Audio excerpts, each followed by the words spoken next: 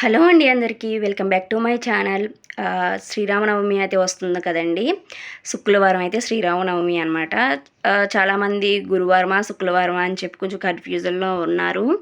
కానీ శుక్రవారమే శ్రీరామనవమి అనమాట. శుక్రవారం 12 వరకు నవమి గడియలు అయితే ఉన్నాయండి. సో 12 వరకు కూడా మనం శ్రీరామనవమి జరుపుకోవచ్చు.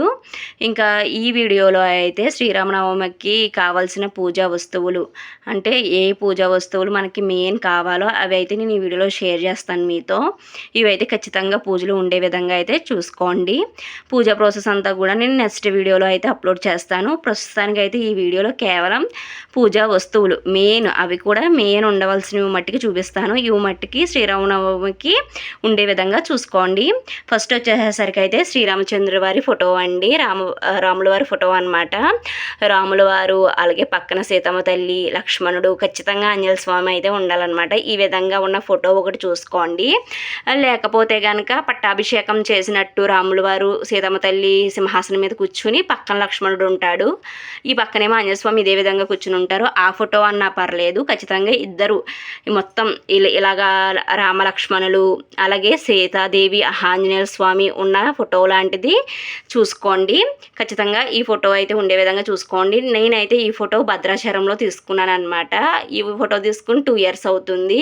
ఒకవేళ రాముల వారి ఫోటో లేకపోతే కనుక ఏ ఫోటో పెట్టుకుని చేసుకోవచ్చు అంటే కనుక ఈ విష్ణుమూర్తి స్వరూపాలండి. సత్యనారాయణ స్వామి కానీ, లేకపోతే నరసింహస్వామి, లేకపోతే వెంకటేశ్వర స్వామి, ఈ విధంగా పెట్టుకోవచ్చు అనమాట. 2 years బ్యాకే నేను ఈ యొక్క రాముల వారి ఫోటో తీసుకున్నాను.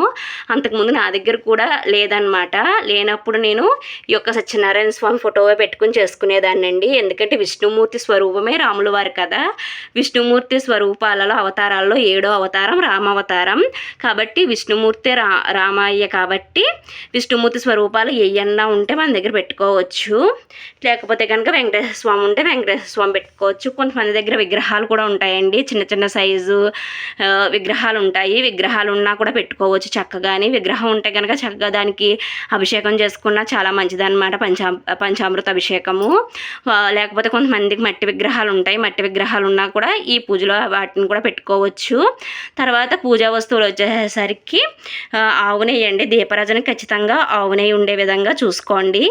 ఒత్తులు, పసుపు, కుంకుమ, గంధము, ఆర్త కొప్పరం వచ్చేసరికి ముద్దార్త కొప్పరం లేదా పచ్చార్త కొప్పరం ఉండేలా చూసుకోండి. ముద్దార్త కొప్పరం ఉండే విధంగా చూసుకోండి. నా దగ్గర పచ్చార్త కొప్పరం ఉంటే నేను పచ్చార్త కొప్పరం అయితే పెట్టాను.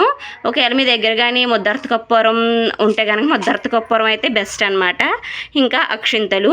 ఇంకా ప్రసాదం విషయం వచ్చేసరికి అండి, చలిమిడి, వడపప్పు, పానకం కంపల్సరీ అనమాట. మనకి చాలా దేవాలయాల్లో అయితే టెంపుల్స్లో మనకి పానకం వేస్తూ ఉంటారు కదా. అలాగే ఖచ్చితంగా ఇంట్లో కూడా ఖచ్చితంగా కొంచెం చలివిడి, వడపప్పు, బెల్లం పానకం అయితే కలిపి పెట్టుకోండి. వాటితో పాటు అటుకులు అనమాట.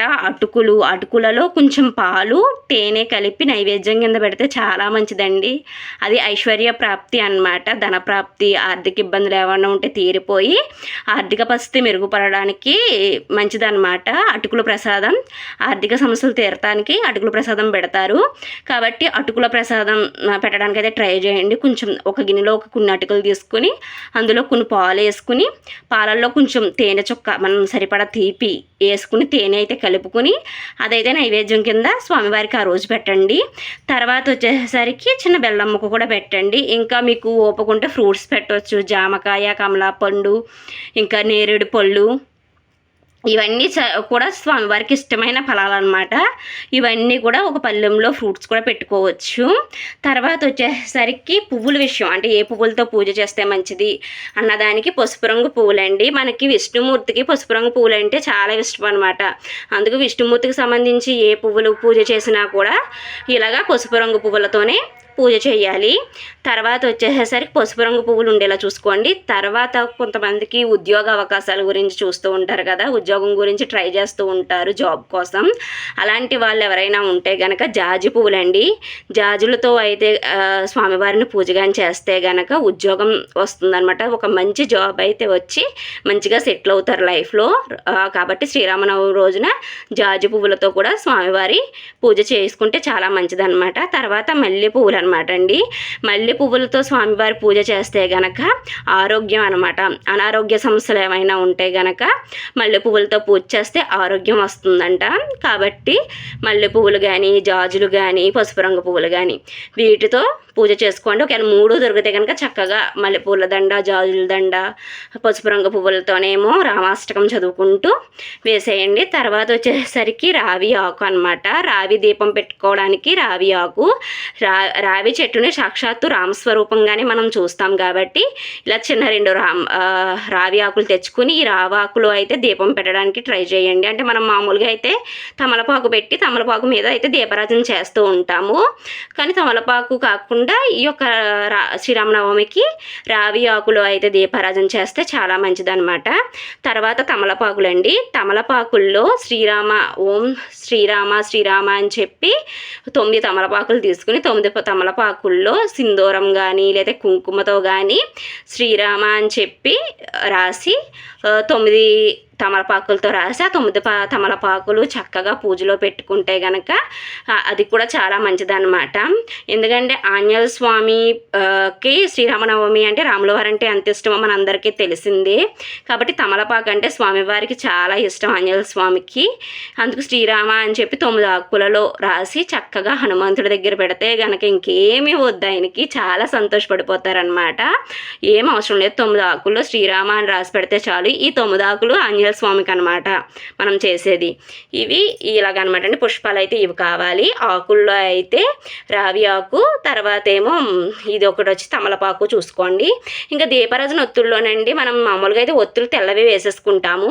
కానీ దీపారాజనలో మనకి చక్కగా ఇలా పసుపు ఒత్తులు చేసుకోండి, చాలా మంచిది. పసుపు రంగు ఒత్తులతో దీపారాజన చేస్తే మనకి పసుపు ఒత్తులు బయట దొరుకుతాయి. ఒకవేళ బయట దొరకని పక్షంలో ఏం చేస్తారంటే ఒత్తులకే కొంచెం ఆవు నెయ్యి రాసి దాంట్లో పసుపు రాస్తే కనుక ఈ విధంగా వస్తుందన్నమాట పసుపు రంగు ఒత్తులు. మనకి పసుపు రంగు ఒత్తులు దొరుకుతాయి, ఎరుపు రంగు ఒత్తులు దొరుకుతాయి అనమాట. బయట మనం ఎక్కువ తెలుపు రంగే తెచ్చుకుంటాము డైలీ యూజ్కి, కానీ పసుపు రంగు ఒత్తులు కూడా దొరుకుతాయి. ఒకవేళ దొరకకపోతే కనుక ఈ విధంగా పసుపు రంగు ఒత్తులతో దీపారాధన చాలా మంచిది. ఇంకా దీపాలు వచ్చేసరికి ఇవ్వండి, మీ దగ్గర ఉన్న చక్కగా మంచి మంచి దీపాలు ఉంటే కనుక ఒత్తులు మంచిగా అలంకరించుకోండి. ఒకవేళ పెద్ద పెద్ద దీపాలు లేవు అనుకుంటే కనుక ఇలా మట్టి ప్రమిదలతో కూడా దీపారాధన చేసుకోవచ్చు. 9 దీపాలు వెలిగిస్తే చాలా అందంగా ఉంటుంది. నేనైతే 9 దీపాలు వెలిగిద్దామని చెప్పి అనుకుంటున్నాను. 9 దీపాలండి, చక్కగా 9 దీపాలు స్వామివారి చుట్టూరు 9 దీపాలు పెట్టుకుంటే చాలా మంచిగా అందంగా ఉంటుంది, చాలా మంచిదన్నమాట. దీపాల వెలుగులో స్వామివారిని చూస్తే చాలా బాగుంటుంది. 9 దీపాలు ఒకవేళ 9 ప్రమిదలు ఉంటే కనుక మీ దగ్గర ఇత్తడివి కానీ లేదా వెండివి కానీ ఉంటే పెట్టుకోండి. ఒకవేళ లేకపోతే కనుక ఇలా మట్టి ప్రమిదల్లో కూడా చేసుకోవచ్చు. ఒకవేళ ఇంకా మీకు ఓపుకుండి నేను చేసుకోగలుగును అనుకుంటే కనుక చలిమిడి చేస్తారు కదా, ఈ చలిమిడి కొంచెం ఎక్కువ చేసుకుని చలిమిడి ప్రమిదలు అయితే చేసుకోండి. అంటే అది మనకి పిండి ప్రమిదలు అంటారు కదా, అయ్యా అనమాట. దాన్నే చలిమిడి ప్రమిదలు అంటారు. చలిమిడినే కొంచెం ఎక్కువ మోతాదులో చేసుకుని చక్కగా ప్రమిదల కింద చేసుకుని చిన్న చిన్న ప్రమిదల కింద అందులో ఆవు నెయ్యి పోసుకుని ఈ పసుపు రంగు ఒత్తులతో దీపారాధన అయితే చేయండి. 9 దీపాలు అనమాట. చాలా బాగుంటుంది, చాలా మంచిదండి. లోక కళ్యాణం చేసే శ్రీరాముడికి కళ్యాణం అనమాట. ప్రతి గుళ్ళోని మనకి రాముల వారి గుళ్ళో కళ్యాణం చేస్తారు శ్రీరామనవమికి. అందరం చేయించుకోలేము కాబట్టి కనీసం మన ఇంట్లో మనకున్న ఓపిక కొలిది స్వామివారిని పూజించుకోవాలి. మెయిన్ ఏంటంటే అసలైంది మర్చిపోయాను, తులసీ దళాలండి. నేను తేవడం మర్చిపోయాను. ఇక్కడ తులసీ దళాల్లో ఒకటి ఖచ్చితంగా తులసీ దళం కనీసం 2 అన్నా ఉండేలా చూసుకోండి. స్వామివారి దగ్గర తులసీ దళాలు ఖచ్చితంగా పూజలో ఉండాలి. తులసీ దళాలు ఇవైతే ఉండాలన్నమాట. పూజా ప్రాసెస్ అంతా కూడా నేను నెక్స్ట్ వీడియోలో చెప్తాను. సరే మరండి, ఉంటాను. నెక్స్ట్ వీడియో నచ్చితే కనుక ప్లీజ్ లైక్, షేర్, సబ్స్క్రైబ్.